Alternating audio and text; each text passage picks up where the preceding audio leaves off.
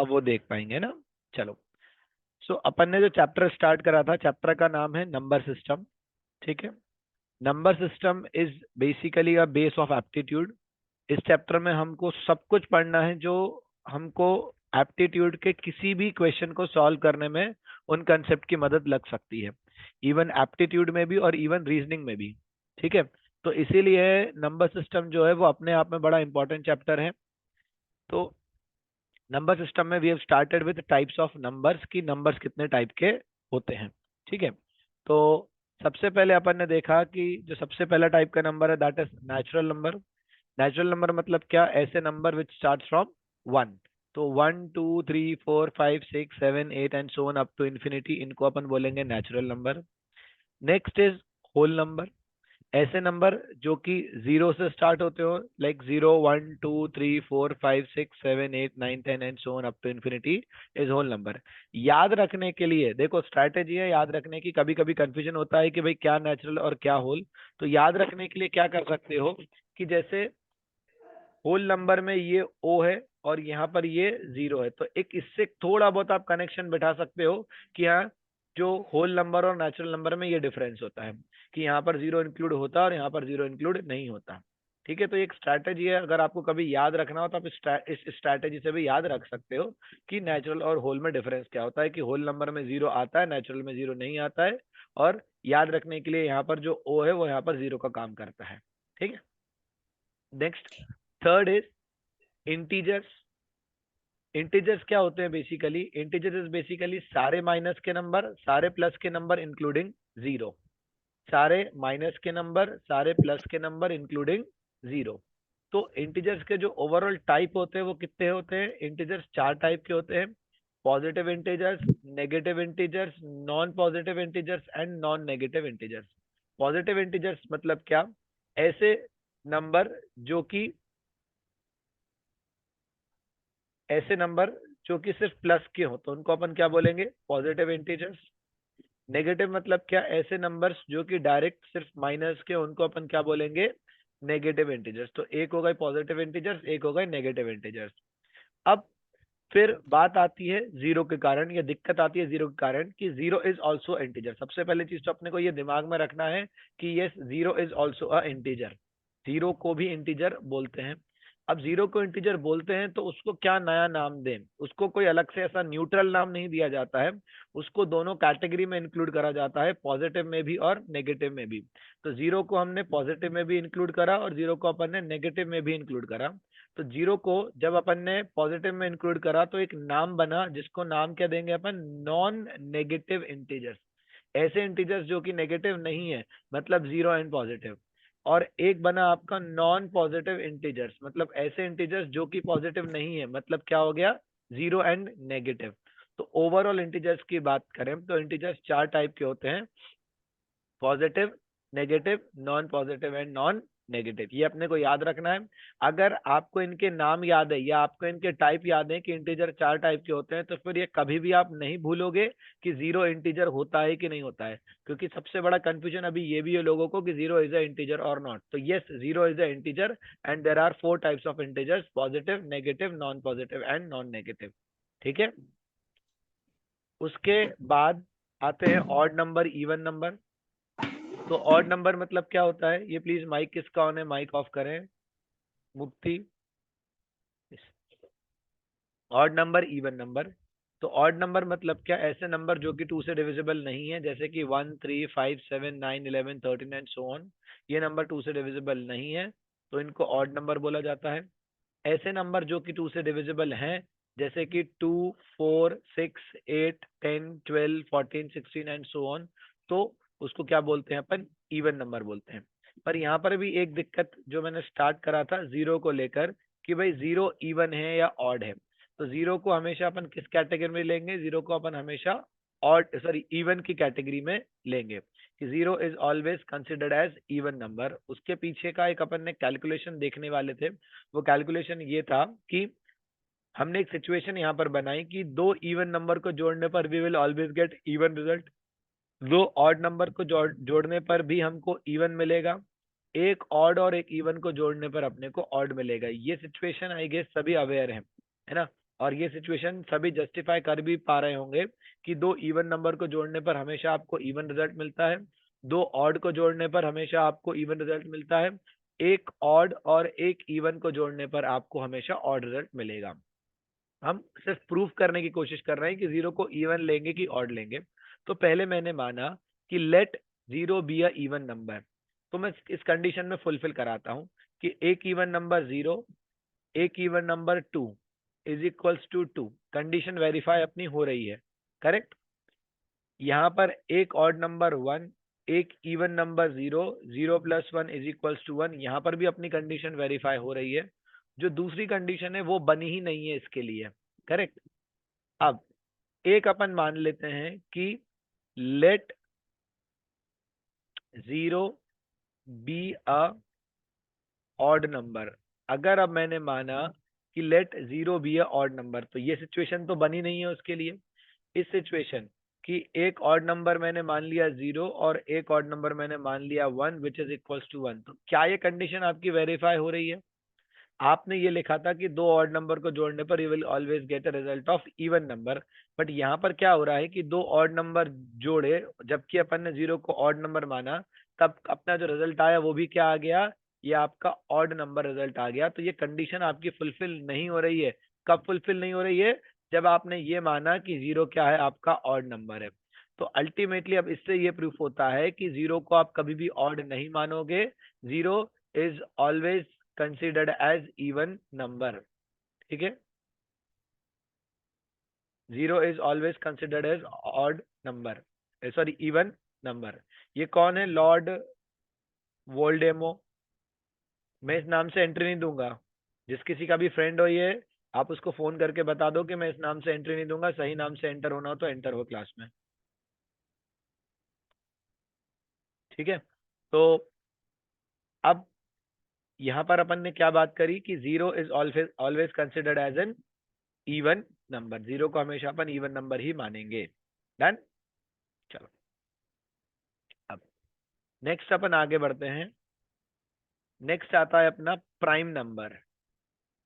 Next आते हैं अपने प्राइम नंबर।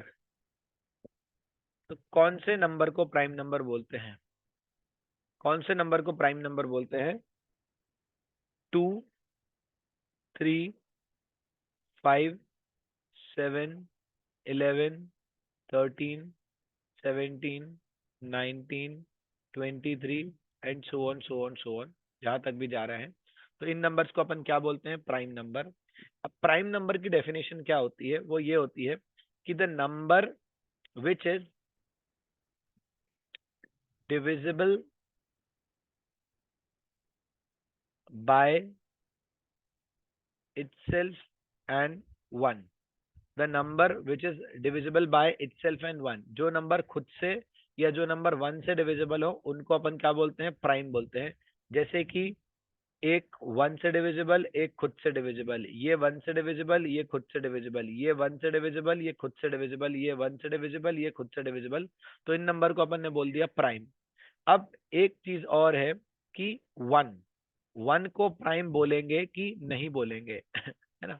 तो वन को प्राइम इस डेफिनेशन के हिसाब से जो मैंने लिखी है, इस डेफिनेशन के हिसाब से वन को प्राइम नंबर बिल्कुल बोल सकते हैं, क्योंकि one is divisible by itself, मतलब one, and one is divisible by one. तो जो अपन ने लिखा है divisible by itself and one, तो ये डिविजिबल तो है, but still one prime number नहीं होता। But still one prime number नहीं होता, क्योंकि इसकी एक्सटेंडेड डेफिनेशन ये होती है कि there must be two factors, there must be two factors. आप हर नंबर में देखोगे तो दो फैक्टर आपको दिखेंगे। यहाँ पर देखोगे तो ये वन और टू दो फैक्टर हो गए, वन और थ्री दो फैक्टर हो गए, वन एंड फाइव दो फैक्टर हो गए, वन एंड सेवन दो फैक्टर हो गए।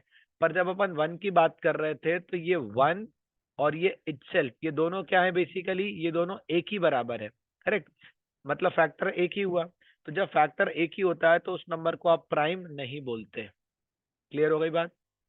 ठीक है। तो प्राइम नंबर होने के लिए एक कंडीशन तो ये होती है कि should be divisible by itself and one, और दूसरी कंडीशन ये होती है कि there must be two factors, और दो फैक्टर कैसे, अलग अलग, और सिर्फ दो ही फैक्टर होने चाहिए, ना दो से ज्यादा ना दो से कम। क्लियर? चलो, नेक्स्ट इज प्राइम के बाद अगला आता है कॉम्पोजिट नंबर। कॉम्पोजिट नंबर मतलब क्या? The number which has more than two factors. The number which has more than two factors. ऐसे नंबर जिनके दो से ज्यादा फैक्टर्स होते हैं उनको अपन क्या बोलते हैं? कॉम्पोजिट नंबर बोलते हैं। जैसे कि 4, 6, 8, 9, 10, 12, 14, 15, 16, 18, 20 एंड सो ऑन। इन सभी नंबर के दो से ज्यादा फैक्टर है। यहाँ देखो 4 के फैक्टर की बात करें तो 4 का एक फैक्टर 1, एक 2, एक खुद 4। 6 की बात करें तो 6 का एक फैक्टर 1, एक 2, एक 3 और एक 6। 8 की बात करें तो 8 का एक फैक्टर 1, एक 2, एक 4 और एक 8। 9 की बात करें एक फैक्टर 1 हो गया, एक 3 हो गया, एक 9 हो गया। 10 की बात करें 1 हो गया, 2 हो गया, 5 हो गया, 10 हो गया। तो हर केस में देखोगे कि आप जो फैक्टर्स निकल रहे हैं वो दो से ज्यादा फैक्टर्स निकल रहे हैं। ठीक है, तो जब भी दो से ज्यादा फैक्टर्स निकलते हैं तो उन नंबर को क्या बोला जाता है? कॉम्पोजिट नंबर बोला जाता है। क्लियर है? अब कॉम्पोजिट के बाद next is rational number.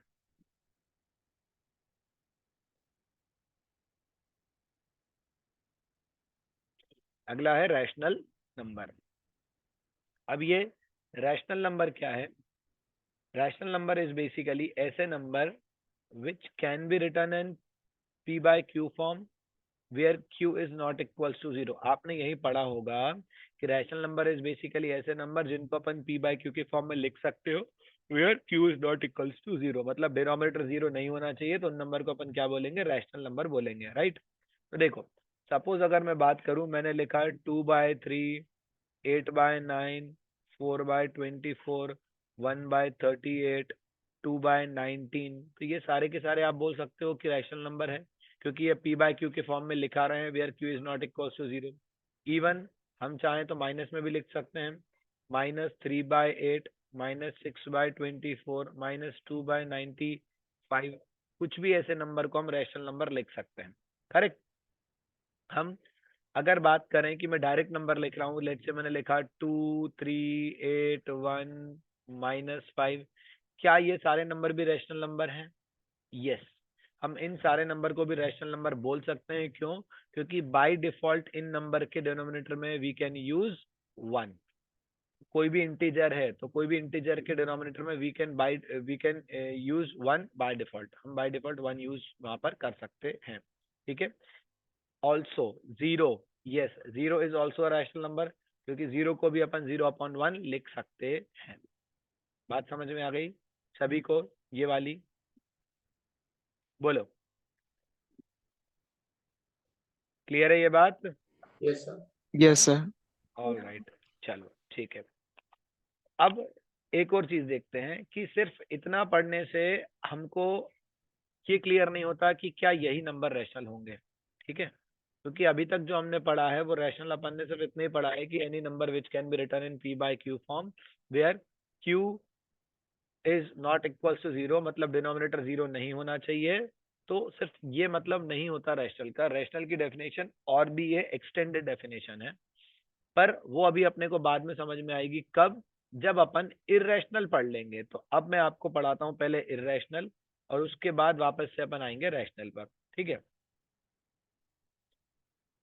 Irrational number.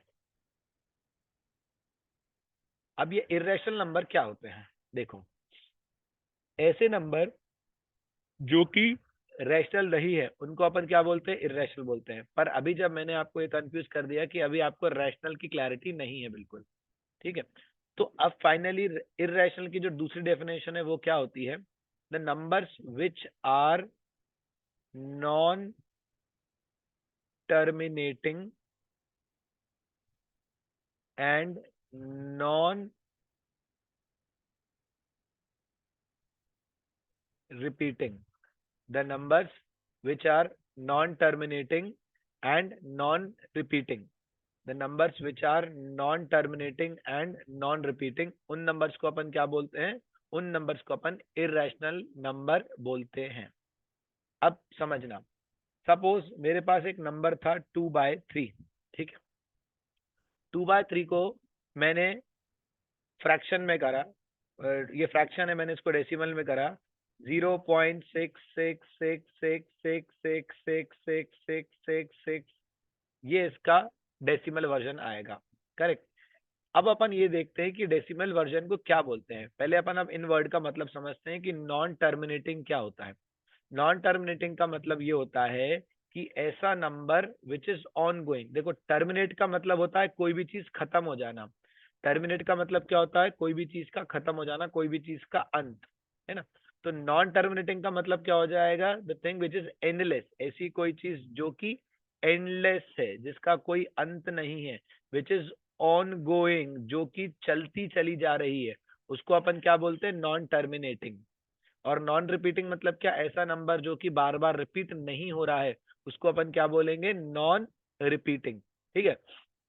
अब यहाँ जब हमने 2/3 को देखा, तो 2/3 का जो डेसिमल वर्जन आया, दैट इज 0.66666666. कितना भी डिवाइड करो, इट इज एंडलेस डिवीजन.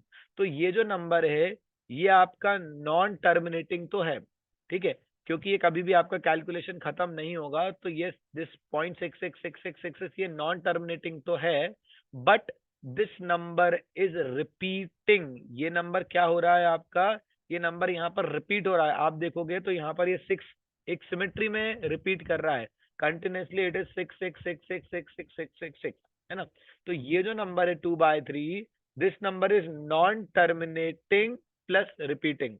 पर इरेशनल होने के लिए क्या चाहिए अपने को? नॉन टर्मिनेटिंग और नॉन रिपीटिंग दोनों चाहिए. तो फिलहाल में ये जो 2/3 है, इस 2/3 को हम क्या बोलेंगे? इसको अपन रैशनल ही बोलेंगे. इसको अपन इरेशनल नहीं बोलेंगे, क्योंकि हमारे पास इरेशनल प्रूफ करने की कंडीशन है. कि इरेशनल को कैसे प्रूफ करा जाता है? तो इरेशनल को हम ऐसे प्रूफ करेंगे कि the numbers which are non terminating and non repeating, दोनों कंडीशन फुलफिल होनी चाहिए. नॉन टर्मिनेटिंग वाली भी और नॉन रिपीटिंग वाली भी, तब जाके हम उस नंबर को क्या बोलते हैं? इरेशनल नंबर बोलते हैं. अब जैसे कि एक एग्जाम्पल देता हूं मैं. वैल्यू ऑफ पाई. पाई की वैल्यू होती है 22/7. तो अपन ने इसको लिखा 3.1476891314314619814351 सो on so on so on. अब 22/7 को आप कितना भी डिवाइड करो, दिस इज एंडलेस कैलकुलेशन. ये कैलकुलेशन आपका कभी भी खत्म नहीं होगा. करेक्ट. और जब हमने देखा, तो जब कैलकुलेशन खत्म नहीं होगा, तो ये क्या बन गया आपका? Non terminating. और हमने यहाँ पर ये देखा कि यहाँ पर जो नंबर है, वो नंबर रिपीट भी नहीं कर रहा है. मतलब रिपीटेशन का मतलब होता है सिमेट्री में रिपीट करना. यहाँ पर नंबर रिपीट करेगा. आप बोलोगे सर ये 7 है, तो 7 कहीं भी और भी चल रहा है. ये 1 है तो 1 और कहीं भी चल रहा है. ये 8 है तो 8 कहीं और भी चल रहा है. नंबर रिपीट होगा, बट मैं बात कर रहा हूँ कि एक सिमेट्री में रिपीट नहीं होगा. करेक्ट. हम बात ये कर रहे हैं कि नंबर एक सिमेट्री में रिपीट नहीं होगा. क्लियर? तो basically this 22/7 is fulfilling the condition of non terminating and non repeating. ये दोनों कंडीशन को फुलफिल कर रहा है. ये नॉन टर्मिनेटिंग भी है क्योंकि इट इज एंडलेस कैलकुलेशन, और ये नॉन रिपीटिंग भी है क्योंकि यहाँ पर कोई भी नंबर एक सिमेट्री में रिपीट नहीं कर रहा है.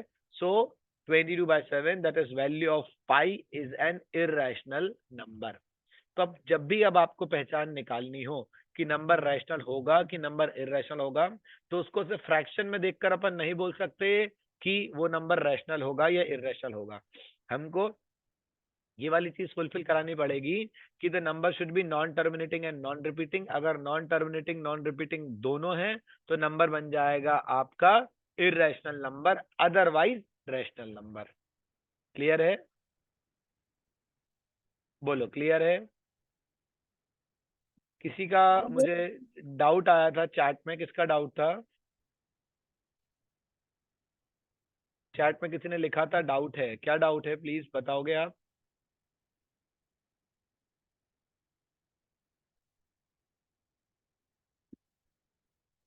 चलो खैर, अभी जो अपन ने लिखा है वो क्लियर है सभी को? बोलो, बताओ, अभी जो लिखा है वो क्लियर है? Yes sir. Yes sir. Done. Yes. तो अपने ओवरऑल इतने टाइप के नंबर्स होते हैं, टोटल हमने 9 टाइप के नंबर यहाँ पर लिखे अभी। ठीक है,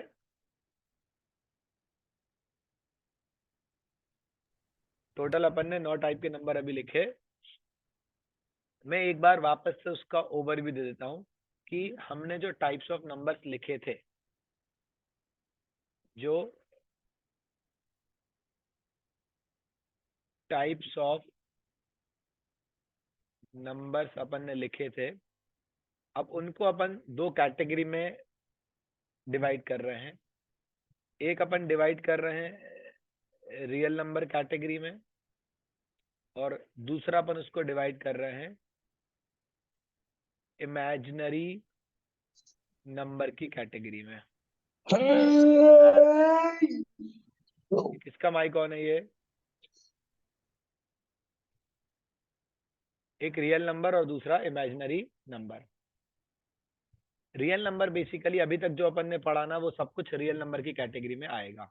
मतलब अभी तक जैसे हमने क्या क्या पढ़ा, हमने पढ़ा नेचुरल नंबर, अपन ने पढ़ा होल नंबर, अपन ने पढ़ा इंटीजर, अपन ने पढ़ा even number, odd number, prime number, composite number, rational number, irrational number. ठीक है, अभी तक जो अपन ने पढ़ा ये सारे के सारे नंबर किस कैटेगरी में आएंगे?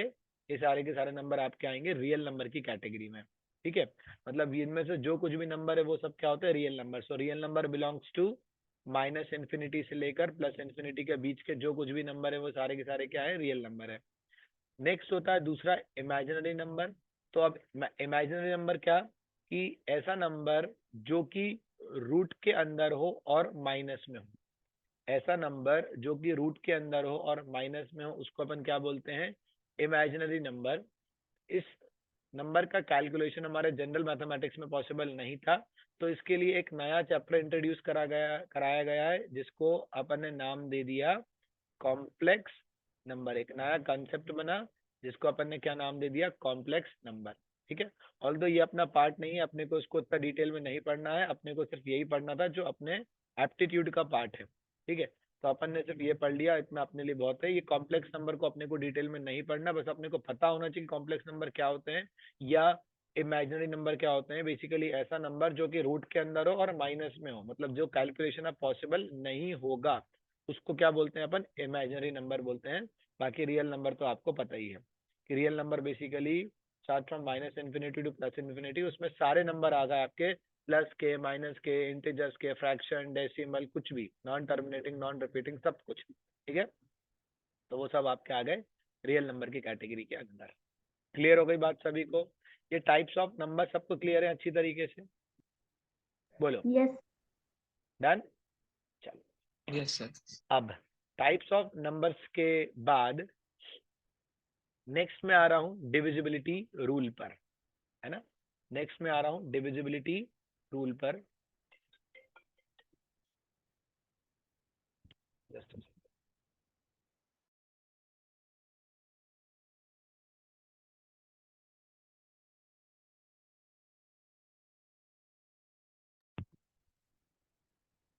Next is divisibility rule. ठीक है, अगला है डिविजिबिलिटी रूल। अब डिविजिबिलिटी रूल बेसिकली क्या है ये अपन को समझना है। तो डिविजिबिलिटी रूल हमको ये बताएगा कि जब हम किसी नंबर को किसी नंबर से डिवाइड करेंगे, कोई भी नंबर को जब अपन किसी नंबर से डिवाइड करेंगे, तो क्या वो नंबर उस नंबर से कंप्लीटली डिवाइड होगा कि नहीं होगा। और अगर डिवाइड नहीं होगा तो रिमाइंडर कुछ ना कुछ तो बचेगा, और अगर डिवाइड हो जाएगा तो ऑब्वियस सी बात है रिमाइंडर क्या बचेगा? जीरो। क्लियर है? तो डिविजिबिलिटी रूल में अपन कुछ कैलकुलेशंस देखेंगे कि जो अपन को जहां पर नॉर्मल कैलकुलेशन नहीं करना है, जो लॉन्ग डिवीजन मेथड है वो अपने को यूज नहीं करनी है, we have some short tricks. तो वो अपन डिविजिबिलिटी रूल में पढ़ने वाले हैं, जो कि अपने को कैलकुलेशन में आगे बहुत काम में आते हैं। ठीक है, तो सबसे पहले अपन यहाँ पर देखेंगे डिविजिबिलिटी बाय 2। सबसे पहले अपन यहाँ पर देखेंगे डिविजिबिलिटी बाय 2। मतलब मैंने कोई नंबर लिखा 42819671281593 डिवाइडेड बाय 2। करेक्ट। अब ये कोई नंबर है जिसको मुझे 2 से डिवाइड करना है और मुझे बताना है कि क्या ये नंबर 2 से डिविजिबल होगा कि नहीं होगा। और ऑब्वियसली बात है, अगर 2 से डिविजिबल हो गया इसका मतलब रिमाइंडर विल बी 0। और अगर 2 से डिविजिबल नहीं हुआ तो what will be the remainder, अगर वो मुझे पता करना है तो कैसे करूंगा। So in case of 2 I just have to check this last single digit. 2 के केस में क्या करना है, मुझे सिर्फ एक आखिरी डिजिट चेक करने की जरूरत है। अगर आखिरी डिजिट 2 से डिविजिबल है तो पूरा नंबर 2 से डिविजिबल है।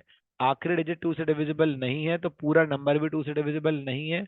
और जो रिमाइंडर मुझे आखिरी डिजिट देगी वही रिमाइंडर मुझे ये पूरा नंबर भी देगा। So basically I have to just check this 9। तो हमने जब 9 को चेक करा 2 से डिवाइड करके तो क्या हो गया, ये 2 4 जा हो गया 8। तो रिमाइंडर कितना बचा, 1। करेक्ट। तो जब अब बात यह है कि अब जब इस पूरे नंबर को भी अगर आप 2 से डिवाइड करके देखोगे ना, तो in that case also you will get remainder as 1। This is divisibility of 2। ये 2 की डिविजिबिलिटी है, बड़ी आसान है ना।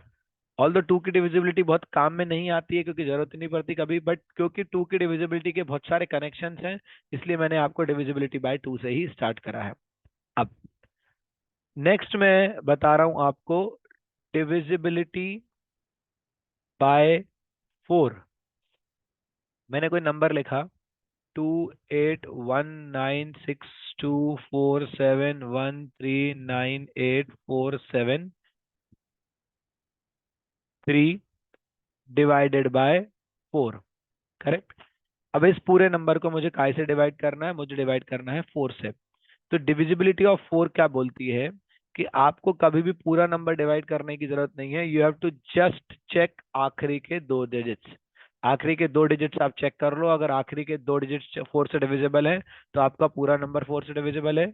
ये आखिरी के 2 डिजिट जो रिमाइंडर दे रहा हूँ वही रिमाइंडर पूरा नंबर भी देगा। तो हमने यहाँ पर चेक करा कि हमने चेक करा 73 डिविजिबल बाय 4। तो 4 1 जा हो गया 4, बचा 33। 4 8 जा 32। तो यहाँ रिमाइंडर कितना बचा, 1। तो क्या होगा जब आप इस पूरे नंबर को अगर आप 4 से डिवाइड करोगे ना, तो in that case also you will get remainder as 1। क्योंकि जब आखिरी के 2 नंबर जो रिमाइंडर देते हैं वही रिमाइंडर आपको पूरा नंबर भी देगा। सो this is divisibility bye 4। And divisibility bye 4 is very important क्योंकि आगे अपन जो एक और कंसेप्ट पढ़ेंगे उसमें 4 का बहुत बड़ा रोल है। तो इसलिए divisibility bye 4 is very very very important. ठीक है। नेक्स्ट फिर नेक्स्ट मैं बता रहा हूं आपको डिविजिबिलिटी बाय 8। ठीक है। सपोज मैंने कोई नंबर लिखा 96184739124869 और कर देता हूं उसको, है ना, डिविजिबिलिटी बाय 8। अब in case of 8 what you have to do, you have to check आखिरी के 3 डिजिट्स। आपको आखिरी के 3 डिजिट्स चेक करने की जरूरत है। In case of 8 you have to check आखिरी के 3 डिजिट्स। मतलब what you have to do, you have to check just 679 को आपको 8 से डिवाइड करके देखना है। ठीक है। तो 8 8 जा हो जाएगा 64, बचेगा 39। तो 8 9 जा, सॉरी 8 4 जा हो जाएगा 32। तो यहाँ रिमाइंडर बचेगा आपका 7। क्लियर है। ठीक है। 8 4 जा हो जाएगा 32 और यहाँ रिमाइंडर कितना बचेगा आपका 7। तो फाइनली जब इस पूरे नंबर को भी अब जब 8 से डिवाइड करोगे so the remainder will be 7। Clear है बिल्कुल, बोलो। Yes sir. है ना, यस सर। है ना। Yes sir. अब देखो, अब आपको एक लॉजिक यहाँ पर बड़ा दिमाग में क्लियर हो रहा होगा कि हमने डिविजिबिलिटी बाय 2 देखा, हमने डिविजिबिलिटी बाय 4 देखा, हमने डिविजिबिलिटी बाय 8 देखा। तो ये बेसिकली क्या है, 2 इज 2 की पावर 1, 4 इज 2 की पावर 2, 8 इज 2 की पावर 3। तो बेसिकली जब हम किसी नंबर को 2 से डिवाइड कर रहे थे तो क्या चेक करना था, आखिरी का एक डिजिट चेक करना था। जब 4 से डिवाइड करा, 4 मतलब क्या होता है, 2 की पावर 2 होता है, तो आखिरी के दो डिजिट्स देखे। फिर हमने 8 से डिवाइड करा, तो 8 मतलब क्या होता है, 2 की पावर 3, मतलब हमने आखिरी के तीन डिजिट देखे। अब मैं बोलूं कि आपको अगर किसी भी नंबर को 16 से डिवाइड करना है, मैं अगर आपको बोल रहा हूं कि डिविजिबल बाय 16, तो 16 इज बेसिकली 2 की पावर 4 होता है। तो उस केस में what you have to do, आपको आखिरी के चार नंबर देखना पड़ेंगे। बात समझ में आ गई क्या? बात समझ में आ गई यस सर। है ना? Yes sir. 32 की बात करेंगे तो 32 में आखिरी के पांच नंबर, 64 में आखिरी के छह नंबर, 128 में आखिरी के सात नंबर, 256 में आखिरी के आठ नंबर, 512 में आखिरी के नौ नंबर, 1024 में आखिरी के 10 नंबर। इस तरीके से आपको देखना पड़ता है। तो ये बेसिकली पूरा का पूरा 2 की पावर का खेल है। जो अब ये रूल है ना, ये 2 की पावर का खेल है। अब इसमें ये सब तो ठीक है, जो मैंने बताया सो बताई है। इसमें मोस्ट इंपॉर्टेंटली आपको कौन सा रूल ध्यान रखना है, ये divisibility bye 4 is very very very important, ये ध्यान रखना है।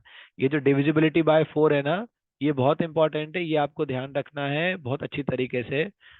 ऑल्दो याद हो ही गया होगा अभी तक, बट ये अपने को आगे बहुत काम में आएगा, है ना? ठीक है, इसको स्क्रॉल अप कर दूं मैं अब? नोट कर दिया सबने? नोट कर लिया? Yes sir. चलो, अब नेक्स्ट अपन आते हैं। नेक्स्ट अपन आते हैं डिविजिबिलिटी बाय 3।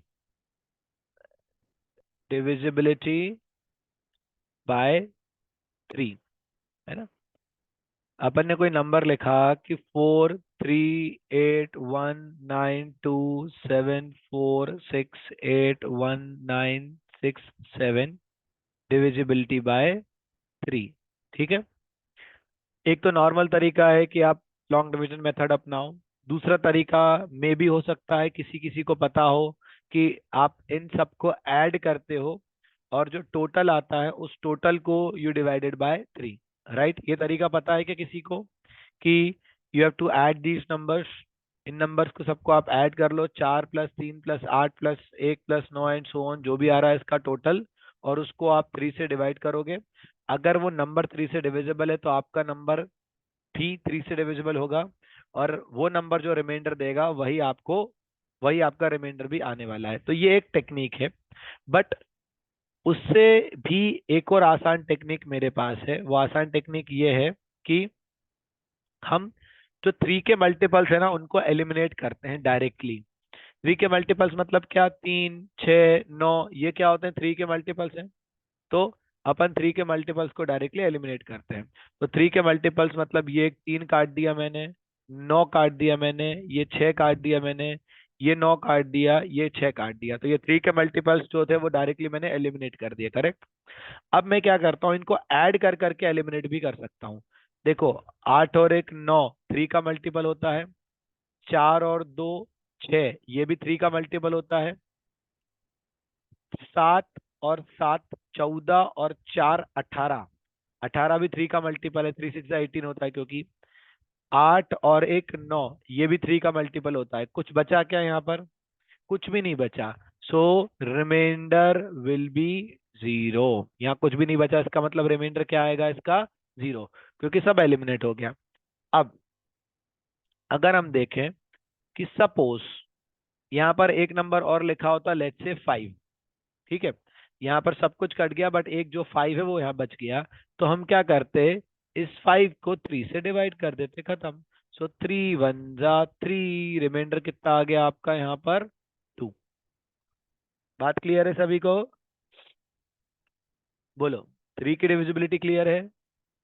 Yes sir. है ना? You have to directly eliminate the number. जो 3 के मल्टीपल्स हैं वो आपको डायरेक्टली एलिमिनेट करना है, और कुछ नहीं है। जोड़ के एलिमिनेट करो, इंडिविजुअल एलिमिनेट करो, जैसी आपकी इच्छा हो वैसे एलिमिनेट कर सकते हो, but you have to eliminate the numbers. ठीक, बिल्कुल सेम टू सेम है डिविजिबिलिटी बाय 9। जो डिविजिबिलिटी बाय 9 है वो बिल्कुल सेम है।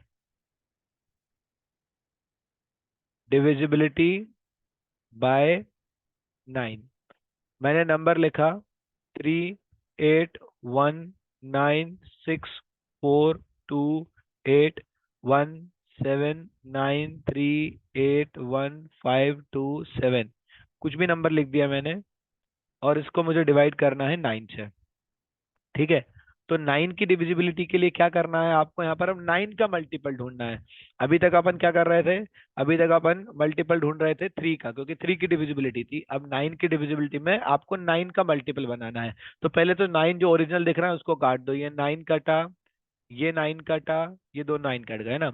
उसके बाद अपन देखते हैं कि क्या क्या है। ये 8 + 1 9, ये कट गया। 3 और 6 9, ये कट गया। 8 और 1 9, ये कट गया। 7 और 2 9, ये कट गया। 4 और 5 9, ये कट गया। 8 और 1 9, ये कट गया। 2 और 7 9, ये कट गया। बचा क्या यहाँ पर, अकेला यही बचा 3। क्लियर है।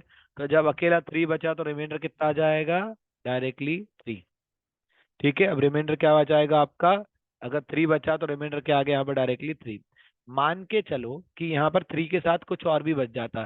सपोज यहाँ 3 था और यहाँ था एक और 7, एक 3 बचा और एक ये बचा 7। अब क्या करोगे, अब यहाँ पर अब आप इनको ऐड कर देना, अगर ऐसा लगता है तो आप इनको ऐड कर दो।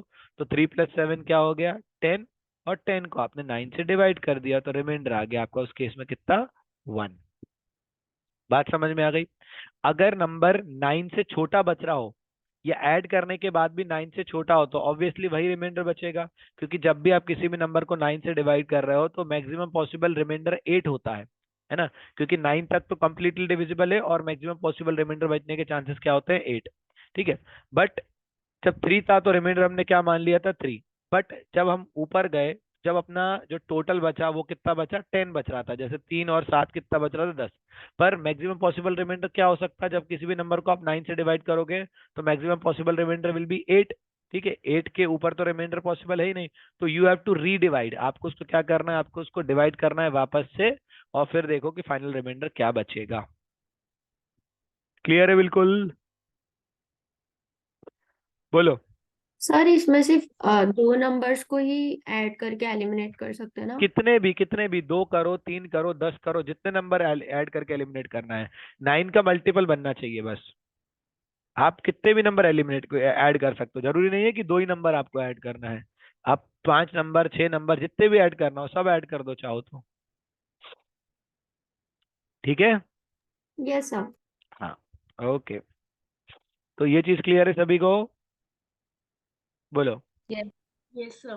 जी all sir. Yes. Right, all right, चलो है ना। तो ये था अपना डिविजिबिलिटी बाय 9। अब अपन क्या क्या देख चुके हैं, एक बार मैं थोड़ा सा देख लेता हूँ कि हमने डिविजिबिलिटी ऑफ 2 देख लिया, 3 देख लिया, 4 देख लिया। चलो नेक्स्ट अपन देख लेते हैं divisibility bye 5। Divisibility bye 5, although divisibility bye 5 में कुछ समझाने लायक नहीं है। Obviously unit place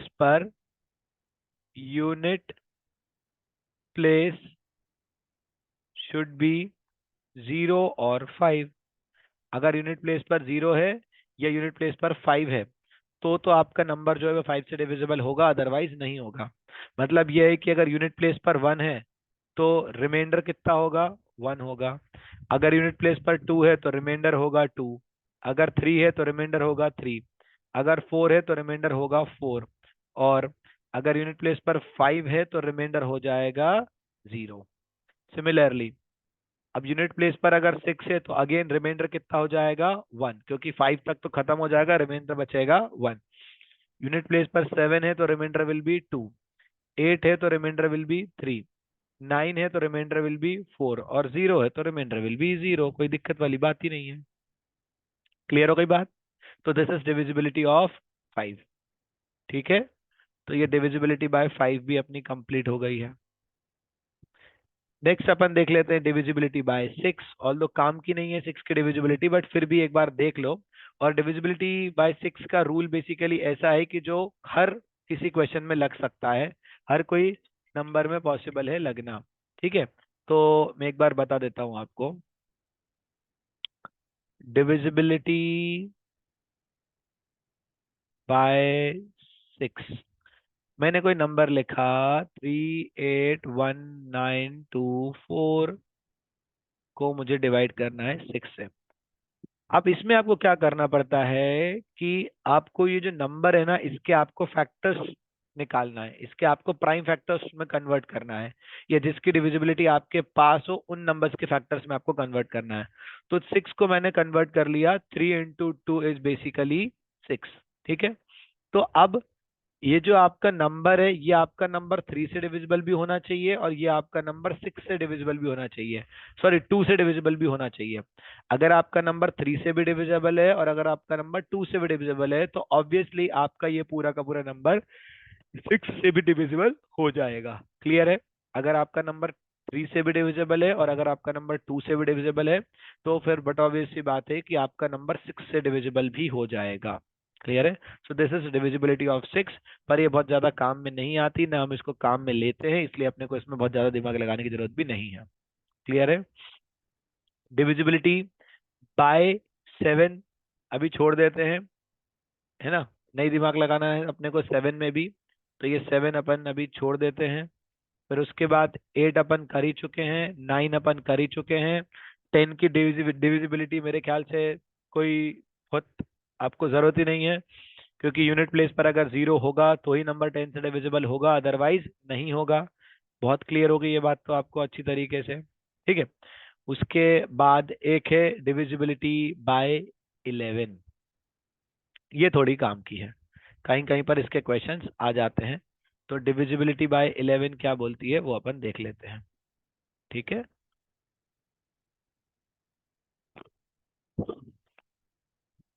divisibility bye 11। ठीक है, अब ये डिविजिबिलिटी बाय 11 क्या है वो अपन देखते हैं।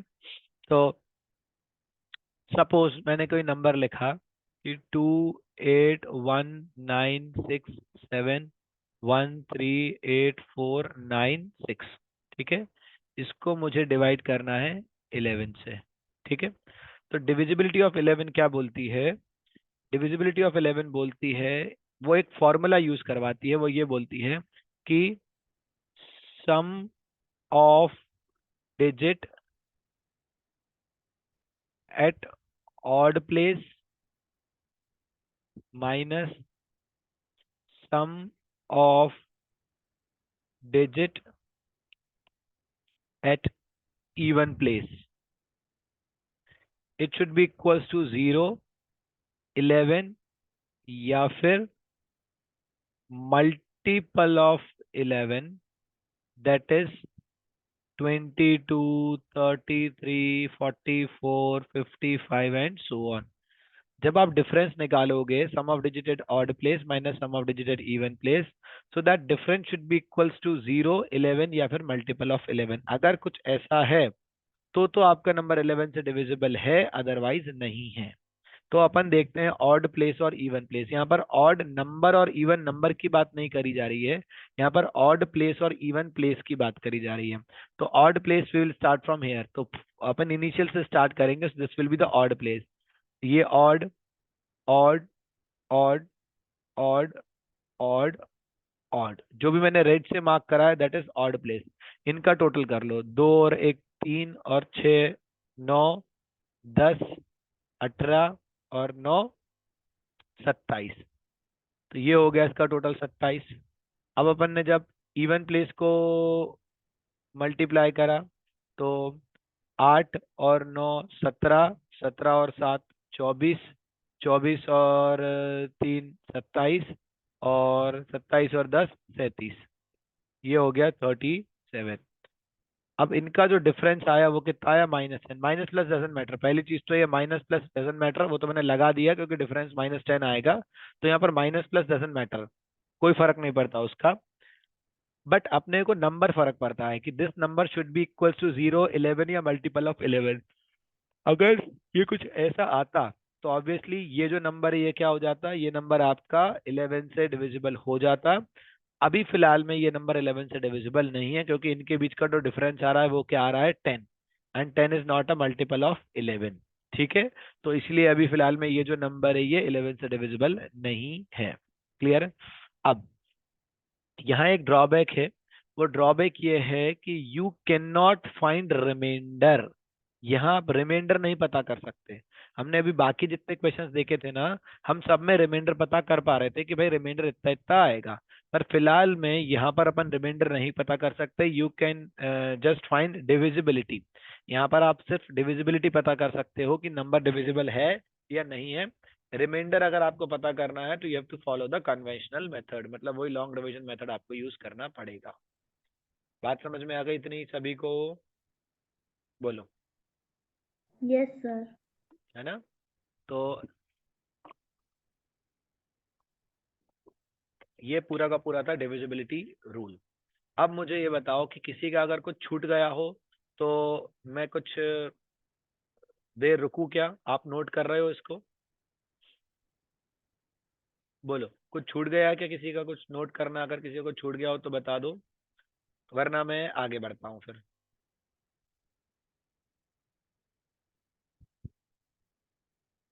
बढ़ूं आगे डायरेक्ट? बोलो। Yes sir. बढ़ जाऊं आगे, कोई दिक्कत नहीं है ना? चलो,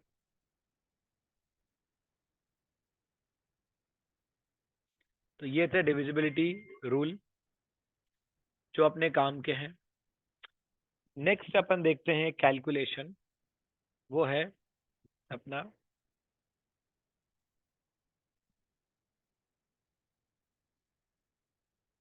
how to find unit digit.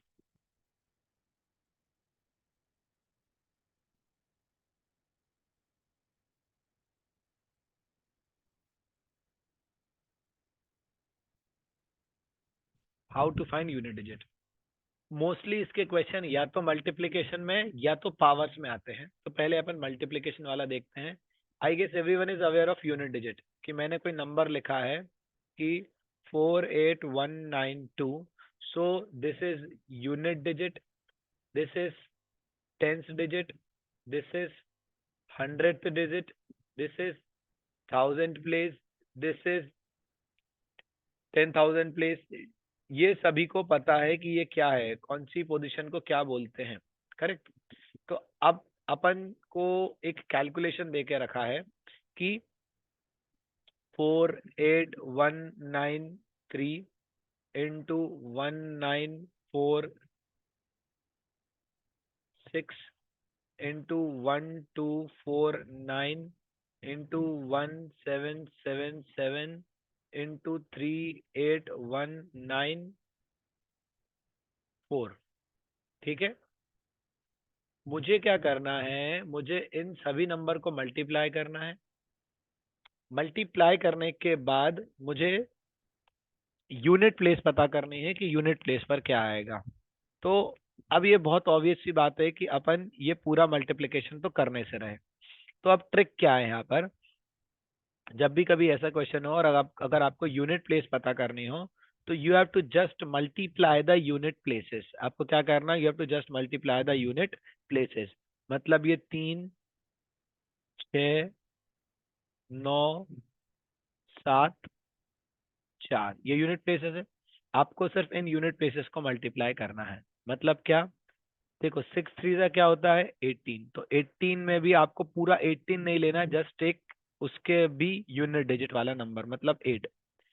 Then 8 9 जा होता है कितना 72 का आपने ले लिया 2, 2 7 जा होता है 14 का आपने ले लिया 4, 4 4 जा होता है 16 का आपने फाइनली ले लिया 6। तो 6 आएगा यूनिट प्लेस पर। कोई फर्क नहीं पड़ता, आप कहीं से भी स्टार्ट करो, start from left side, start from right side, start from centre, unit place पर 6 आना है तो 6 ही आएगा। और देख लो, यहाँ से देख लो, 7 4 का क्या होता है 28 का मैंने ले लिया 8, 8 9 जा होता है 72 का मैंने ले लिया 2, 2 6 जा होता है 12 का मैंने ले लिया अगेन 2, 3 2 जा होता है 6। तो ये देखो यूनिट प्लेस पर आपका 6 ही आया था। क्लियर है? तो जब भी यूनिट प्लेस पता करनी हो in case of any multiplication, तो you have to just multiply the unit places. आगे कोई छेड़छाड़ नहीं करनी है, सिर्फ यूनिट प्लेसेस को मल्टीप्लाई कर दो, you will get the answer. बात समझ में आ गई? बोलो, ये क्लियर है सभी को? हाँ या ना? हाँ यस सर। सर। है ना? ठीक है। तो ये है how to find unit digit in multiplication. अब नेक्स्ट है बड़ा इंपॉर्टेंट, वो है कि how to find unit digit in base power question. ठीक है, how to find unit digit in base power questions. How to find unit digit in base power questions. Base power questions का मतलब जैसे suppose मैंने लिखा 2 की power 3, तो 2 की पावर 3 इज 2 इंटू 2 इंटू 2, जिसको आप एक बेस बोलोगे और एक को आप क्या बोलोगे? Power. 2 is base, 3 is power, तो उसका मतलब है 2 इंटू 2 इंटू 2 दैट इज 8। तो यूनिट प्लेस पर क्या आ गया? 8 आ गया। नेक्स्ट मैंने लिखा, सपोज मैंने लिखा 3 की पावर 4, मतलब ये हो जाएगा 3 इंटू 3 इंटू 3 इंटू 3, 3 3 जा 9, 9 3 जा 27, 27 इंटू 3 इज 81। तो यूनिट प्लेस पर क्या आ गया? 1 आ गया। क्लियर? तो ये बड़ा सिंपल था। बट अगर आपके सामने कोई नंबर आ जाए कि 41283 की पावर 10247, अब क्या करेंगे? दिक्कत हो गई, क्योंकि ये नंबर को आपको इतनी बार मल्टीप्लाई करना है, फिर जाके बताना है कि यूनिट प्लेस पर क्या आएगा।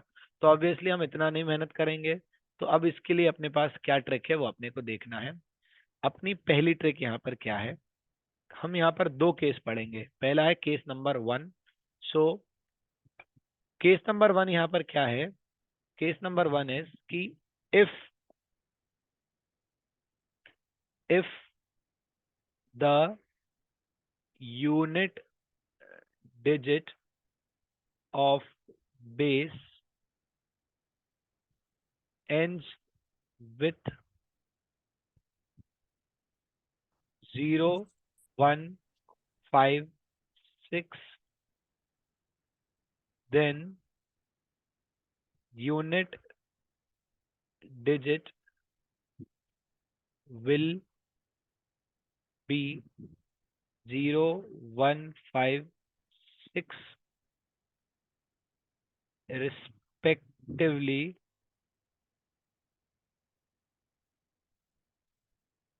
irrespective of any power। कहने का मतलब यहाँ पर ये है कि अगर आपकी यूनिट प्लेस, बेस की यूनिट प्लेस, बेस मतलब ये होता है बेस, है ना?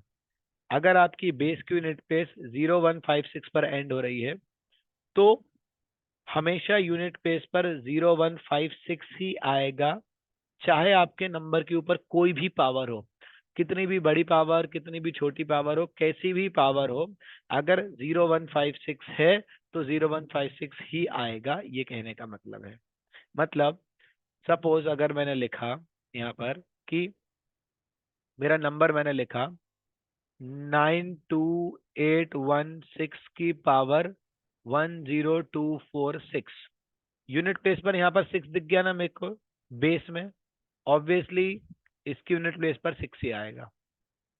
मैंने लिखा 12881 की पावर 9463189, अब ये यूनिट प्लेस पर क्या है? 1 है ना बेस के, तो ऑब्वियसली यहाँ पर भी क्या आएगा? 1 ही आएगा, क्योंकि अपन ने एक रूल पढ़ लिया कि अगर यूनिट प्लेस पर 0156 है तो यूनिट प्लेस पर हमेशा 0156 ही आता है। मतलब 1 है तो 1 आएगा, 0 है तो 0 आएगा, 5 है तो 5 आएगा, और 6 है तो 6 आएगा। करेक्ट? बोलो, ये बात सभी को क्लियर है अच्छी तरीके से? बताओ, ये बात सबको क्लियर है? Yes sir. पक्का ना? दिस वॉज केस नंबर 1 की 0156 की अपन ने बात करी थी कि अगर 0156 पर एंड हो रहा है तो यूनिट प्लेस पर हमेशा 0156 ही आएगा। क्लियर है? अब केस नंबर 2 क्या है? केस नंबर 2 है अपना कि if the unit digit of base ends with 2, 3, 4, 7, 8, 9। Basically total 10 number होते हैं 0 से लेकर 9 तक। तो 0, 1, 5, 6 4 नंबर अपन वहां कवर कर चुके हैं और बचे कुछ 6 नंबर 2, 3, 4, 7, 8, 9 यहाँ अपन कवर करेंगे। So if the unit of the base ends with 2, 3, 4, 7, 8, 9, then unit digit कैसे निकालते हैं अपन? Then unit digit is unit digit of base to the power remainder। और यहाँ पर रिमाइंडर निकालने का एक तरीका होता है, वो होता है हमेशा पावर डिवाइडेड बाय 4। दो चीजें हैं कि अगर आपको यूनिट डिजिट निकालनी है तो यूनिट डिजिट निकालने का तरीका क्या है? Unit digit of the base to the power remainder. और जो रिमाइंडर निकालने का टेक्निक है वो है आपका पावर डिवाइडेड बाय 4। यहाँ पर जो हमको रिमाइंडर यूज करना है वो हम कैसे यूज करेंगे? It is power divided by 4। ठीक है, एक एग्जाम्पल लेता हूं मैं। सपोज मैंने कोई नंबर लिखा 18274 की पावर 91234। ठीक है, हमको क्या करना है यहाँ पर? आपको बोला है unit digit of the base to the power remainder. अगर आपको यूनिट डिजिट निकालनी है तो क्या करोगे आप? Unit digit of the base, base की यूनिट डिजिट क्या है? 4 है, to the power remainder. Remainder निकालने का तरीका आपको क्या बोला था? Power divided by 4। मतलब 91234 को आपको 4 से डिवाइड करना है and you have to find remainder. अब थोड़ा सा 15-20 मिनट आधे घंटे पहले जाओगे तो मैंने ये बोला था कि जब भी किसी भी नंबर को आपको 4 से डिवाइड करना है तो what you have to check? You have to just check आखिरी के 2 डिजिट्स। आखिरी के 2 डिजिट चेक करना है, जो रिमाइंडर बचेगा वही फाइनल रिमाइंडर होता है। तो हमने जब देखा, हमने जब 34 को 4 से डिवाइड करा तो अपने को जो रिमाइंडर मिला वो रिमाइंडर कितना मिला? 2। भैया क्वेश्चन की बात नहीं कर रहे हैं, एक बात ध्यान रख लेना, कंफ्यूज होते हैं बच्चे, क्योंकि यहाँ पर अपन क्वेश्चन की बात नहीं कर रहे हैं, हम बात कर रहे हैं रिमाइंडर की कि रिमाइंडर क्या बचेगा। तो 4 8 जा होता है 32 और रिमाइंडर यहाँ बचेगा कितना? 2। तो ये रिमाइंडर बचा आपका 2, तो ये हो जाएगा आपका 4 की पावर 2। तो 4 4 जा होता है 16। 4 4 जा क्या होता है? 4 की पावर 2, दैट इज 4 इंटू 4 क्या होता है? 16। तो यूनिट प्लेस पर क्या आएगा? यूनिट प्लेस पर आएगा आपका नंबर कितना? 6। बात समझ में आई सभी को? बोलो, बात समझ में आई क्या? यस, हाँ या ना? Yes sir. आ गई? Yes, ठीक sir. है, चलो ठीक है। तो ये एक एग्जाम्पल और करा देता हूं मैं ताकि और क्लैरिटी आ जाए आपको।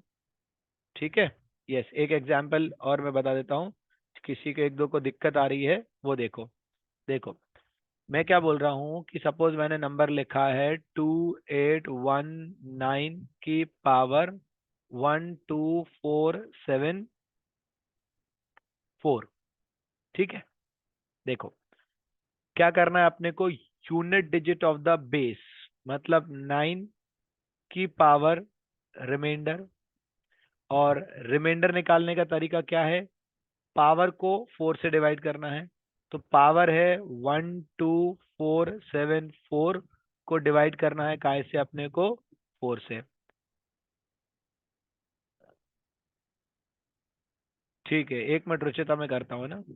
देखो 12474 को अपने को डिवाइड करना है 4 से, मतलब we have to divide power divided by 4। अब जब हमने पावर को 4 से डिवाइड करा तो रिमाइंडर कितना आया? यहाँ आपका रिमाइंडर अगेन आ गया 2। क्यों? रीजन इज कि जब भी हम किसी नंबर को 4 से डिवाइड करते हैं तो we have to just check आखिरी के 2 नंबर। तो मैंने यहाँ पर 74 को 4 से डिवाइड करके देखा तो कितना हो गया, ये 4 1 जा हो गया 4, बचा 34, 4 8 जा हो गया कितना 32, तो रिमाइंडर क्या बचेगा यहाँ पर 2। तो उस तरीके से यहाँ रिमाइंडर क्या बचा 2। तो यहाँ क्या करोगे आप अब 9 की पावर 2, तो 9 9 जा क्या होता है 81। तो 81 में जो यूनिट प्लेस है वो क्या है 1 है। तो यहाँ पर यूनिट प्लेस क्या आ जाएगी, इस नंबर की जो यूनिट प्लेस होगी वो कितनी होगी 1। बात समझ में आई क्या, बोलो। सर हाँ अगर जैसे रिमाइंडर नहीं बचता है, जीरो आता है। वो अभी देखेंगे अपन। ओके। वो अपन देखेंगे अभी कि क्या होता है रिमाइंडर जब 0 बचता है या कैसा रहता है। अभी इतनी बात समझ में आ गई, ठीक है, क्लियर है ये चीज। Yes sir. Okay okay okay, ठीक है, चलो ठीक। तो ये 2 केस जो एग्जाम्पल अपन ने समझे ये देख लेना। मैंने आपको 2 केस बताए। 2 केस में मैंने आपको क्या क्या बताया, देखो पहला केस मैंने आपको ये बताया, यहाँ पर थोड़ा मैंने इसको छोटा कर दिया, वैसे दिख रहा होगा सभी को। 2 केस मैंने आपको ये बताया अभी यहाँ पर कि अगर 0156 पर एंड हो रहा है तो 0156 ही होता है, कोई लोड ही नहीं है उसमें। तो बट अगर 2 3 4 7 8 9 पर एंड होता है तो एक अपन फॉर्मूला यूज करते हैं, that is unit digit of the base to the power remainder, और रिमाइंडर निकालने का तरीका होता है पावर डिवाइडेड बाय 4। ठीक है, अब ये चीज के बाद एक रूल ये रहता है कि अगर रिमाइंडर 0 बच जाए तो क्या करेंगे, है ना। तो एक बहुत बड़ी गलती हो जाती है, तो वो अपन को उस गलती से बचना है। सपोज मैंने कोई क्वेश्चन लिखा है यहाँ पर कि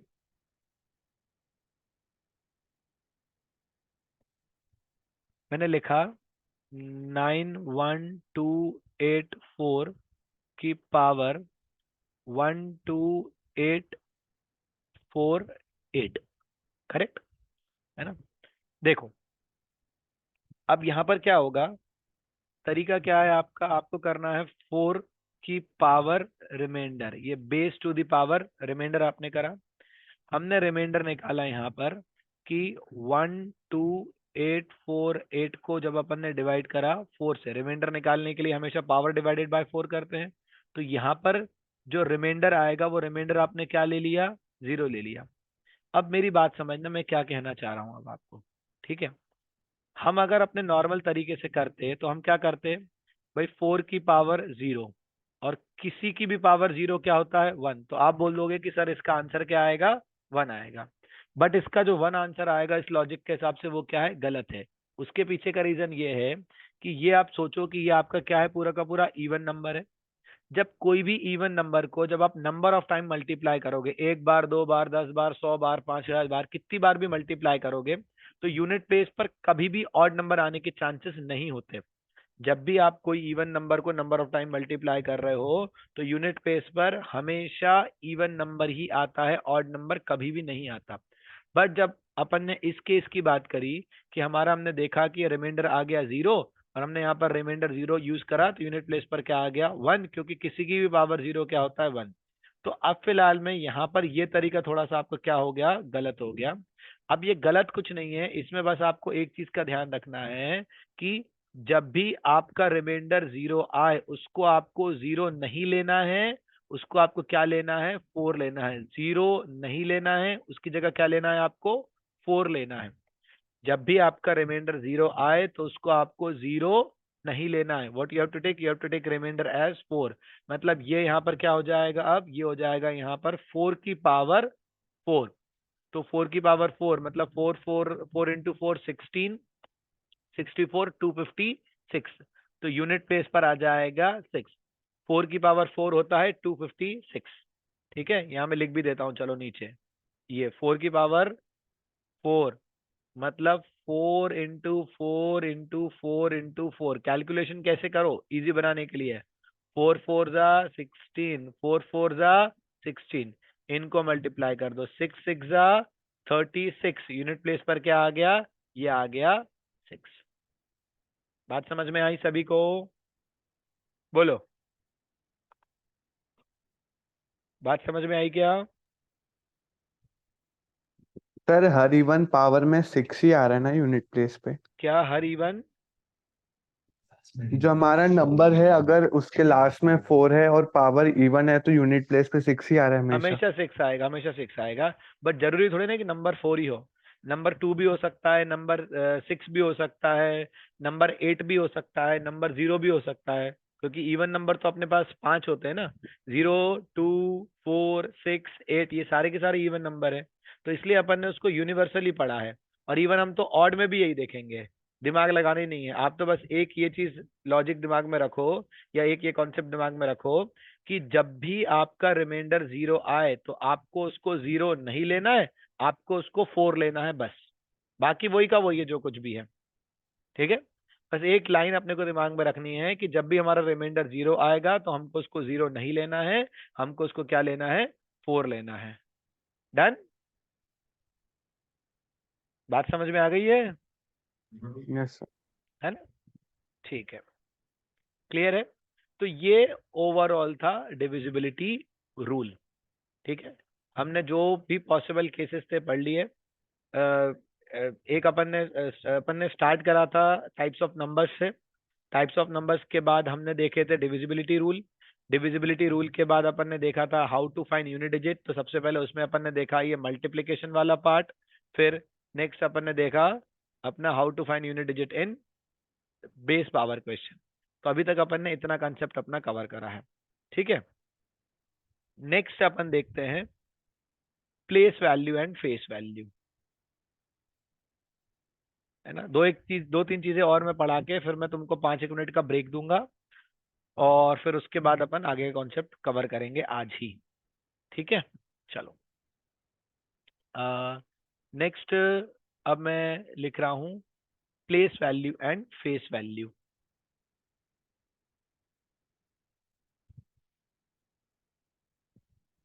place value and face value, दो चीजें हैं, ठीक है।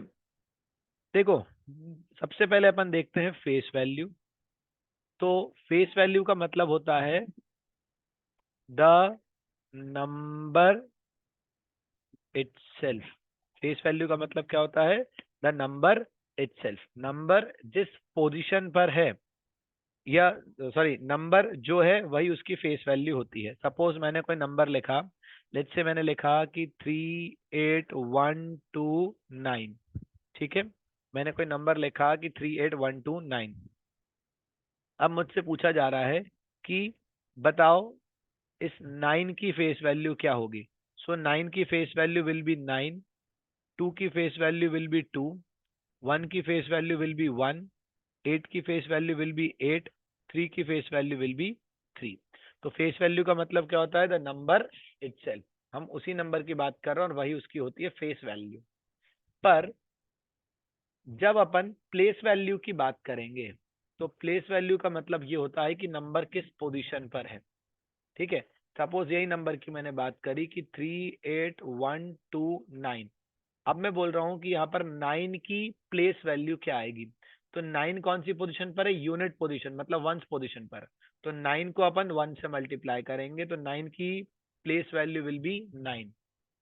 फिर अपन बात करेंगे 2 की। तो 2 कौन सी पोजीशन पर है? 2 इज ऑन 10th पोजीशन, तो 2 इंटू 10 हो जाएगा, तो ये प्लेस वैल्यू हो जाएगी 20। फिर अपन बात करेंगे 1 की प्लेस वैल्यू की। तो 1 कौन सी पोजीशन पर है? 1 इज ऑन 100th पोजीशन, तो इसकी प्लेस वैल्यू क्या हो जाएगी? 100। अपन बात करेंगे 8 के प्लेस वैल्यू की। तो 8 इज ऑन 1000 पोजीशन, तो ये प्लेस वैल्यू कितनी हो जाएगी इसकी? 8000। हम बात करेंगे 3 की। तो 3 इज ऑन 10,000 पोजीशन, तो ये प्लेस वैल्यू कितनी हो जाएगी? 30,000। क्लियर है?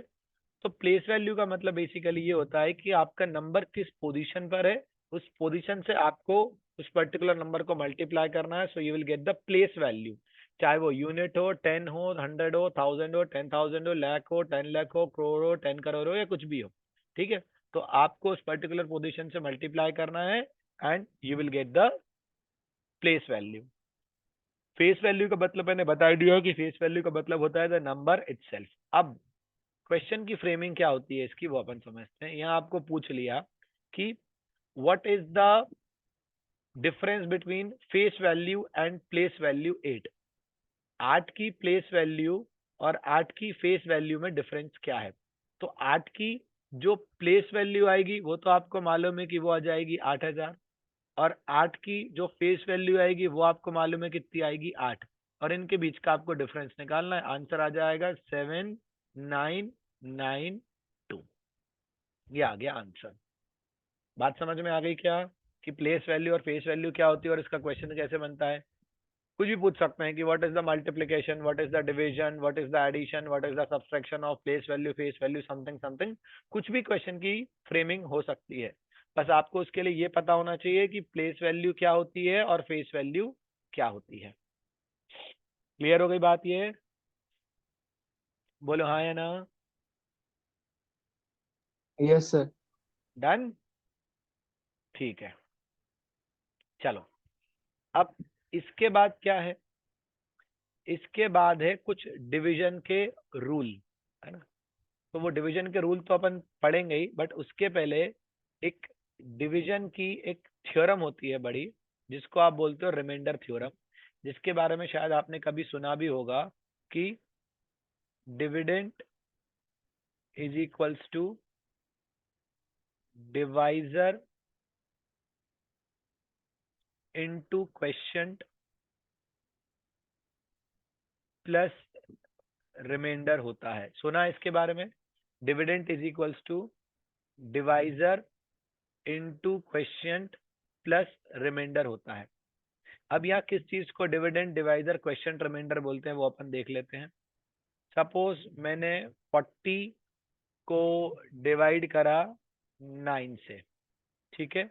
सो 9 4 जा 36, रिमाइंडर बचा 4। किस चीज को क्या बोलते हैं वो अपन देख लेते हैं। ये जो 40 है, इस 40 को अपन बोलेंगे डिविडेंड, इस 9 को अपन बोलेंगे डिवाइजर, इस 4 को अपन बोलेंगे क्वेश्चन, और इस 4 को अपन बोलेंगे रिमाइंडर। तो ये थ्योरम भी बहुत काम की है कि dividend is equals to divisor into quotient plus remainder. ये थ्योरम भी अपने बहुत काम की है। क्लियर है बिल्कुल? बोलो हाँ या ना। क्लियर है ये चीज सभी को? Yes sir. यस प्लीज बोलो, क्लियर है ना? ठीक है। चलो अब इसके बाद क्या है? इसके बाद है अपना कैलकुलेशन। कुछ कुछ डिवीजन के कैलकुलेशन है, वो अपने को देखना है कि वो हमको कैसे करना होते हैं और उनको हम इजी कैसे बना सकते हैं। सपोज मेरे पास एक क्वेश्चन है, लेट्स से मैंने लिखा कि 75 की पावर 3 को मुझे 4 से डिवाइड करना है और मुझे बताना है कि रिमाइंडर क्या आएगा। 75 की पावर 3 है और उसे मुझे 4 से डिवाइड करना है और मुझे बताना है कि रिमाइंडर क्या आएगा। ठीक है। देखो ये यूनिट प्लेस वाली बात नहीं है, यहाँ पावर देख के मत समझना कि यूनिट प्लेस निकालनी है अपने को, हमको यहाँ रिमाइंडर निकालना है कि रिमाइंडर क्या आएगा। तो देखो हम नॉर्मली क्या है, ये 75 की पावर 3 का मतलब क्या है, 75 इंटू 75 इंटू 75 को अपन को 4 से डिवाइड करना है और रिमाइंडर क्या आएगा वो बताना है। क्लियर? अब हम क्या करेंगे, हम इसको सेपरेट कर देंगे। जो मैंने 75 की पावर 3 को 4 से डिवाइड करना है ना, तो मैंने इसको अलग अलग लिख दिया। अब मैं इसको और अलग अलग लिख दूंगा कि मैंने एक 75 को 4 से डिवाइड करा, दूसरे 75 को 4 से अलग डिवाइड करा, तीसरे 75 को 4 से अलग डिवाइड करा। जब मैंने 75 को 4 से डिवाइड करा तो रिमाइंडर आएगा 3, यहाँ भी रिमाइंडर आएगा 3, और यहाँ भी रिमाइंडर कितना आएगा 3। तो this 3 into 3 into 3 it becomes कितना 27। अब मुझे वापस से रीडिवाइड करना पड़ेगा जब तक कि मेरा नंबर 4 से नीचे ना आ जाए। जब तक कि मेरा नंबर 4 से छोटा ना हो जाए मुझे वापस से रीडिवाइड करना पड़ेगा। मतलब ये जो 27 रिमाइंडर बचा ना, इस 27 को मुझे अगेन 4 से डिवाइड करना पड़ेगा। अब जब इस 27 को मैंने 4 से डिवाइड करा तो रिमाइंडर कितना बच गया 3, क्योंकि 27 को 4 से डिवाइड करा तो 24 तक तो कट गया, बचा रिमाइंडर कितना 3। तो फाइनली इसका जो आंसर आएगा वो कितना आएगा, रिमाइंडर विल बी 3। अब ये तो मैंने तुमको बहुत डिस्क्रिप्टिव तरीके से बताया है। अब इसका और इजी तरीका क्या हो सकता है, अगर तुम्हारे कैलकुलेशंस थोड़े बहुत भी अच्छे हैं तो इसका और आप तरीका या इसको और थोड़ा सा कम स्टेप में कैसे कर सकते हो वो देखो। हमने क्या करना है, इस 75 को 4 से डिवाइड करा अपन ने डायरेक्टली। 75 को 4 से डिवाइड करेंगे तो रिमाइंडर कितना बचेगा 3, और उसके ऊपर ये 3 पावर चढ़ी हुई है, ये चढ़ी हुई है, उसको छेड़छाड़ नहीं करी। अब क्या हो गया, ये 3 की पावर 3, ये क्या हो गया 27। अब ऑब्वियसली जो 27 है नंबर वो 4 से तो बड़ा ही दिख रहा है, तो आपको इसको रीडिवाइड करना पड़ेगा। तो 27 को 4 से डिवाइड करा, so the final remainder will be 3। Final remainder क्या बचा आपका 3 बचा। क्लियर है बात बिल्कुल, बोलो। Yes sir. You have to perform redivision method, आपको बार बार रीडिवाइड करना पड़ेगा जब तक कि आपका रिमाइंडर डिवाइजर से छोटा ना आ जाए। एक और क्वेश्चन देखो, एक और बताता हूँ, थोड़ा और कॉम्प्लिकेट क्वेश्चन लेते हैं अपन, एक बड़ा क्वेश्चन लेते हैं। सपोज मैंने लिखा कि 11 का स्क्वायर इंटू 6 की पावर 3 इंटू 4 की पावर 3 को मुझे डिवाइड करना है 15 से, और मुझे बताना है कि रिमाइंडर क्या आएगा। ठीक है, 11 का स्क्वायर इंटू 6 की पावर 3 इंटू 4 का क्यूब मुझे डिवाइड करना है 15 से, और मुझे बचाना है कि रिमाइंडर क्या आएगा।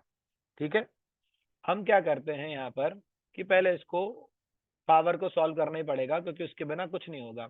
तो अपन ने चाहे तो अपन इंडिविजुअली इसको अपन अलग कर देते हैं। मैंने ये 11 का स्क्वायर को 15 से अलग डिवाइड कर दिया, 6 के क्यूब को 15 से अलग डिवाइड कर दिया, और 4 के क्यूब को 15 से अलग डिवाइड कर दिया। खोल लेते हैं इसको। 11 का स्क्वायर इज 121, इसको 15 से डिवाइड करना है। 6 का क्यूब इज 216, इसको 15 से डिवाइड करना है। 4 का क्यूब इज 64, इसको 15 से अलग डिवाइड करना है। ठीक है, जब मैंने 15 को 4 से डिवाइड करा, सॉरी 15 को जब मैंने 121 से डिवाइड करा, तो इस केस में रिमाइंडर आएगा 1, 120 तक खत्म हो जाएगा, रिमाइंडर आएगा 1। ठीक है, तुम लोग कर लेना ये कैलकुलेशन, मुझे आते हैं स्पीडली करना इसलिए, वरना तुम डायरेक्टली डिवाइड करके देख सकते हो कि 121 को 15 से डिवाइड करके देखो, 120 तक कट जाएगा, रिमाइंडर बचेगा 1। फिर यहाँ पर 216 को अपन ने 15 से डिवाइड करा, तो यहाँ पर रिमाइंडर बचेगा आपका 6। क्यों, क्योंकि यहाँ पर 15 से 210 तक कट जाएगा, रिमाइंडर बचेगा कितना 6। 64 है यहाँ पर, 64 को 15 से डिवाइड करा, तो अब यहाँ रिमाइंडर कितना बचेगा, यहाँ रिमाइंडर बचेगा 4, क्योंकि 15 4 होता है 60, और बचेगा ऊपर का कितना 4। ठीक है, अब हमने यहाँ देखा तो यहाँ ये क्या बचा, 6 इंटू 4 इज 24, और 24 इंटू 1 इज 1, सॉरी 24। तो अब जब हमने देखा यहाँ पर कि 6 इंटू 4 कितना हो रहा है 24, अब ये 24 वापस से क्या है आपका 15 से ऊपर है, तो 15 से ऊपर है तो you have to again redivide it. तो हमने अब 24 को 15 से डिवाइड करा, so the remainder will be 9। Remainder कितना बचेगा फाइनली इसका 9 बचेगा। तो जब इस पूरे नंबर को हम 15 से डिवाइड करेंगे, so the remainder will be 9। बात समझ में आ गई क्या, बोलो। Yes sir. क्लियर है, तो you have to perform redivision method, आपको रीडिवाइड करना पड़ेगा जब तक कि आपका नंबर फुल फ्लेजेड डिवाइड ना हो जाए। क्लियर है, मतलब जब तक कि आपका रिमाइंडर कम ना हो जाए तब तक आपको रीडिवाइड करना पड़ेगा। ऐसे ही रुचिता, इसके क्वेश्चन भी गैट में ऐसे ही पूछेंगे आपसे, ठीक है, डायरेक्टली। हाँ, इतने डायरेक्ट क्वेश्चन ही होंगे। ये टफ क्वेश्चन है बेसिकली, मतलब अगर जिसको ट्रिक नहीं मालूम है वो इस क्वेश्चन को बहुत बड़ा कर देगा। क्लियर, अभी अपने को तो ट्रिक पता पड़ गई कि हम इसको सेपरेट करके डिवाइड कर सकते हैं, तो इसीलिए अपन को ये लग रहा है कि ये डायरेक्ट लग रहा है कि इजी है। है ना। But this is very indirect question, ये कोई इजी क्वेश्चन नहीं है, क्योंकि अगर नॉर्मल अगर किसी को नहीं पता होगा तो वो क्या दिमाग चलाएगा कि 11 का स्क्वायर करा 121 हो गया, 6 का क्यूब करा 216 हो गया, इसका स्क्वायर करा 64 हो गया, फिर वो उसको 15 से डिवाइड करेगा, फिर क्या करेगा वो इन तीनों को मल्टीप्लाई करेगा, जबकि आपके एग्जाम में कैलकुलेटर अलाउड ही नहीं है। तो फिर जब वो वापस से मल्टीप्लाई करेगा फिर उसको 15 से डिवाइड करेगा, तो बहुत लंबा प्रोसेस, बहुत लंबा टाइम लग जाएगा उसको। बट अभी अपने पास क्या हो गया, अपने को इसकी ट्रिक समझ में आ गई। तो ये दूसरे लोग के लिए ये अल्टीमेटली देखा जाए तो ये डायरेक्ट क्वेश्चन नहीं है, अभी अपने को समझ में आ गया ये अच्छी तरीके से, इसलिए अपने लिए डायरेक्ट क्वेश्चन बन गया ये। ठीक है, आगे क्वेश्चन का लेवल इज नाइस, अच्छा क्वेश्चन है, और ऐसा क्वेश्चन आपसे गैट में पूछा जा सकता है डायरेक्टली। क्लियर बिल्कुल, है ना। ओके, तो ये है पूरा अपना कॉन्सेप्ट अभी तक का। अब ऐसा है कि अपने को कल क्लास वैसे भी रखनी ही है ना, तो अपन ये करते हैं, चलो ऐसा करते हैं, अब आज के लिए मैं इतना ही छोड़ रहा हूँ। इस नंबर सिस्टम का एक पार्ट और बचा है, HCF एंड LCM वाला पार्ट। ठीक, तो वो HCF कल का टाइम मैं बता दूंगा, मैम को इन्फॉर्म कर दूंगा, मैम विल इन्फॉर्म यू। ठीक है, HCF LCM अपने को पढ़ना है कल, और दूसरा कल अपने को पढ़ना है एक अपना, एक मिनट मेरे